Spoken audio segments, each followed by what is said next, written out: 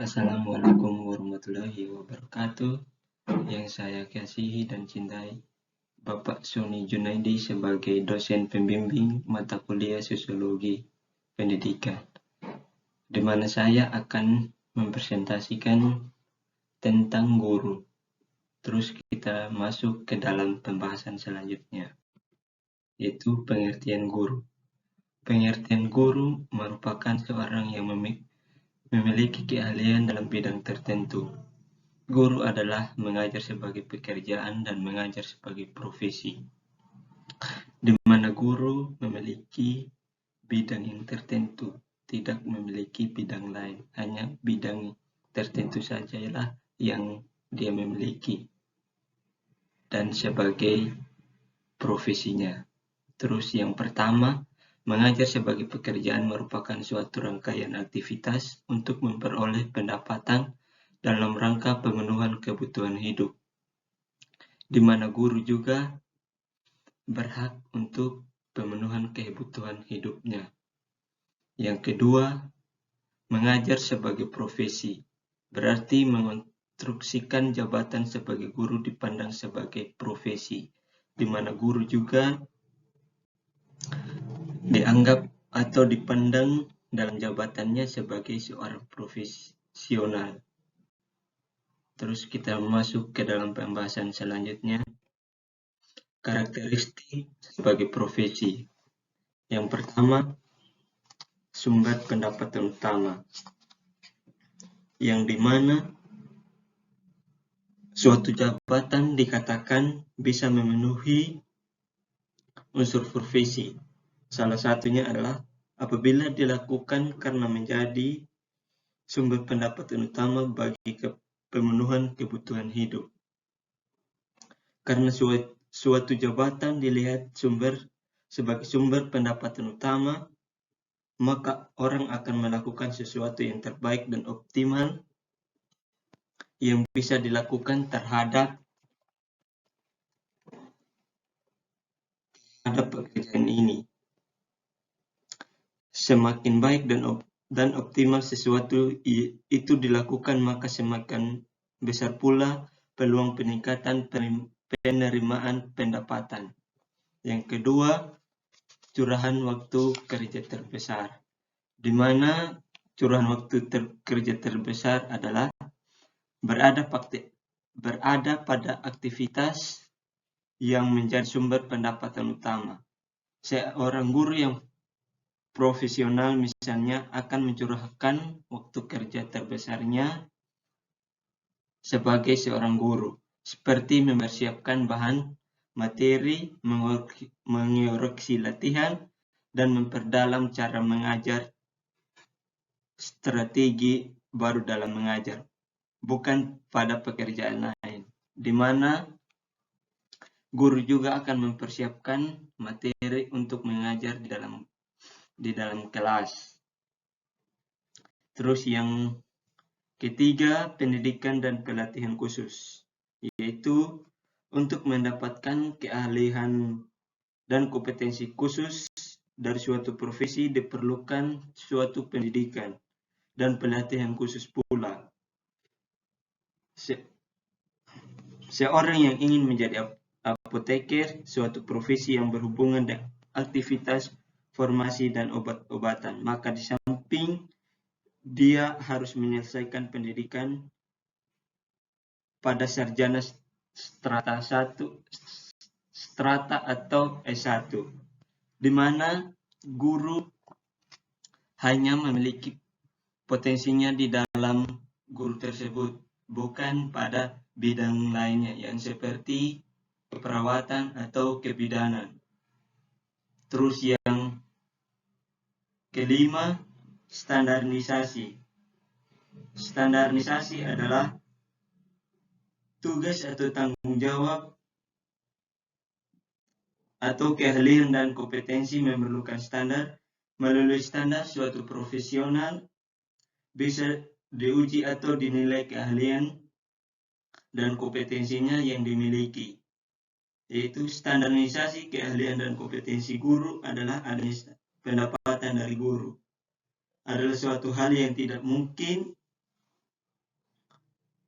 Diharapkan jika seorang guru diminta untuk berkualitas dan berkompetensi,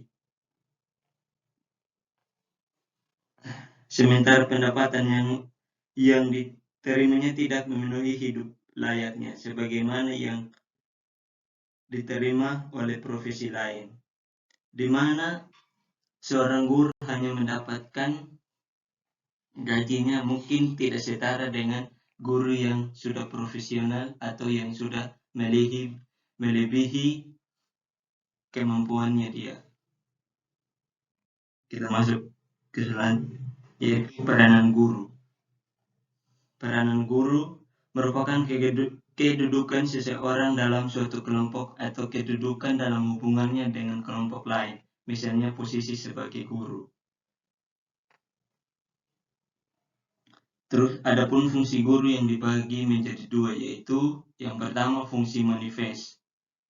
Fungsi yang diharapkan disengaja dan disadari dari guru oleh masyarakat, di mana masyarakat juga menyadari adanya guru, ataupun sebaliknya guru juga menyadari adanya masyarakat untuk saling membantu antara guru dengan masyarakat. Yang kedua, fungsi laten. Fungsi laten yang tidak diharapkan, disengaja dan disadari dari guru terhadap masyarakat. Jadi di sini juga guru tidak menyadari, sesama juga dengan masyarakat tidak menyadari adanya guru dengan masyarakat. Terus kita masuk ke dalam pembahasan selanjutnya, sertifikasi guru. Yang pertama, kompetensi guru. Kompetensi dapat diartikan sebagai seperangkat tindakan cerdas dan penuh tanggung jawab yang dimiliki seseorang sebagai syarat untuk dianggap mampu oleh masyarakat dalam melaksanakan tugas sesuai dengan pekerjaan tertentu, di mana guru juga harus mampu dalam melaksanakan, yaitu mengajar, mendidik, dan membimbing pada peserta didik, karena itu adalah tugas sebagai seorang guru. Terus juga ada beberapa kompetensi guru. Yang pertama, kompetensi pedagogik. Kompetensi pedagogik yaitu mencakup kemampuan yang berkenaan dengan pemahaman peserta didik dan pengelola pembelajaran yang mendidik dan dialogis, di mana seorang guru harus mampu mendidik peserta didiknya agar peserta didik tersebut bisa mengerti dan memahami dalam hal mata pelajaran tersebut yang dibawakan oleh seorang guru. Yang kedua, kompetensi profesional, di mana kompetensi profesional menyangkut kemampuan yang berhubungan dengan penguasaan materi pembelajaran menjadi bidang studi secara luas dan mendalam, yang meliputi penguasaan substansi isi materi kurikulum mata pelajaran di sekolah, di mana guru juga harus menguasai materi kurikulum tersebut sehingga bisa memberikan ilmu atau pengetahuan kepada peserta didik tersebut, dan juga peserta didik tersebut bisa mendapatkan ilmu tersebut dari seorang guru. Yang ketiga, kompetensi sosial. Kompetensi sosial merupakan kemampuan pendidik sebagai bagian dari masyarakat untuk berkomunikasi dan bergaul secara efektif dengan peserta didik, sesama pendidik dan tenaga kependidikan, orang tua atau wali peserta didik, dan masyarakat sekitar, di mana guru juga harus saling berinteraksi antara orang tua atau wali siswa, ketenagaan kependidikan, dan juga pendidik lainnya dan teman seperguruannya atau gurunya. Terus yang keempat, kompetensi kepribadian. Kompetensi kepribadian menunjuk pada kemampuan personal yang mencerminkan kepribadian mantap, stabil, dewasa, arif dan berwibawa, menjadi teladan bagi peserta didik dan berakhlak mulia, di mana juga guru menunjukkan dirinya sebagai seorang yang memiliki kepribadian yang mantap, stabil, dewasa, dan arif dan berwibawa, di mana juga seorang siswa akan meniru gayanya seorang guru yang memiliki kepribadian tersebut. Terus kita masuk ke dalam pembahasan selanjutnya, yaitu permasalahan sertifikasi. Untuk memenuhi persyaratan sertifikasi, maka seorang guru harus mencapai skor objektif minimal sebesar 850 poin atau 57% dari skor maksimal 1500 poin, di mana guru harus mencapai skor tersebut. Jika tidak mendapatkan nilai tersebut, maka dia dianggap bukanlah sebagai seorang guru. Tetapi seorang guru yang mendapatkan nilai tersebut, maka seorang guru tersebut akan dinyatakan sebagai seorang guru. Dan juga ada beberapa permasalahan yang ditemukan dalam penyelenggaraan sertifikasi tersebut. Yang pertama,